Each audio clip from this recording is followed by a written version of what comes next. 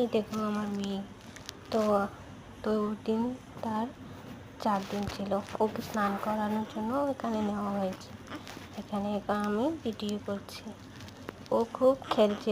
ওর খেলাটা দেখে আমার খুব খুব ভালো লাগছিলো। ও প্রত্যেকটা মায়েরই এই ইচ্ছা যে কী বলবো, বলতেই পারছি না। মানে কী বলবো, খুবই খুব খুব ভাল লাগে যখন ওকে দেখি।